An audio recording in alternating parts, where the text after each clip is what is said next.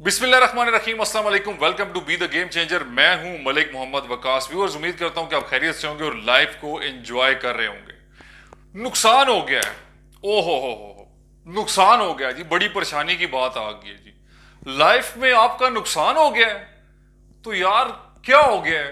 नुकसान ही हुआ है। नुकसान होने के बाद अगर आपकी अपनी जात, आपका वजूद, आपकी सेहत, आपकी मेंटल स्टिफनेस, अगर सब कुछ ठीक है, आप ओके हैं, माल का नुकसान रिकवर हो जाता है। आपका अपना इस वजूद का, इस मेंटल सिस्टम का नुकसान नहीं होना चाहिए।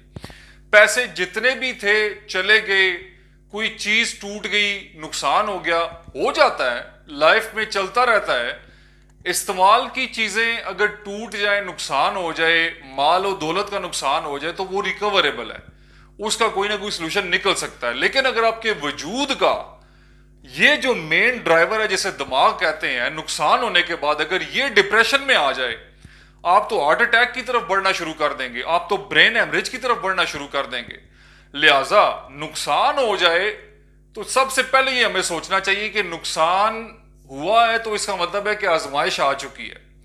आजमाइश आ चुकी है तो आजमाइश में जिसने डाला है वो आपका टेम्परामेंट, आपका जो लेवल है वो चेक करना चाह रहा है कि आप उस मुसीबत को, उस परेशानी को, उस नुकसान को किस तरह फेस करते हैं। मुश्किलात जिनके रास्ते में आती हैं, कुछ निखर जाते हैं, कुछ बिखर जाते हैं। जो निखर जाते हैं वो उस नुकसान, परेशानी, मुश्किल को तरीके से हैंडल करते हैं, और जो बिखर जाते हैं वो वही होते हैं जो कि उसको सर पे, दिमाग पे, दिल पे बोझ बना लेते हैं, हावी कर लेते हैं कि ओ हो बस जी नुकसान हो गया है जी, तबाही हो गई है जी, बस अब सांस रोक लें जी, एंड हो गया है जी। यार हो जाता है नुकसान। क्या हो गया? नुकसान हुआ है तो माल चला गया, दोबारा आ जाएगा। सबसे इंपॉर्टेंट चीज है कि आपका मेंटल, ये खोपड़ी सिस्टम खराब नहीं होना चाहिए।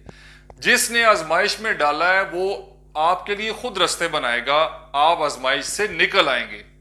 लाइफ में जब नुकसान हो जाए तो फिर आप क्या करें? 90-10 के फॉर्मूले को इस्तेमाल करें। दुनिया में जो कुछ हो रहा है वो 10% हो रहा है।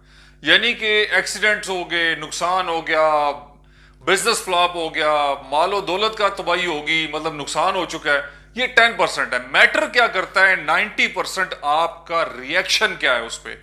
अगर आपका रिएक्शन यही है कि आप परेशानी में सर पकड़ के बैठ चुके हैं, बस सोचे जा रहे हैं, ना किसी से शेयर कर रहे हैं और ना कोई उसका सोल्यूशन निकल रहा है, याद रखें कि जब तक आप प्रॉब्लम को डिस्कस करते रहेंगे तो प्रॉब्लम से प्रॉब्लम निकलेंगी, मुश्किलात से मजीद मुश्किलात की तरफ बढ़ेंगे। प्रॉब्लम आ चुकी है, मसला बन चुका है, सोल्यूशन की तरफ आगे बढ़ें।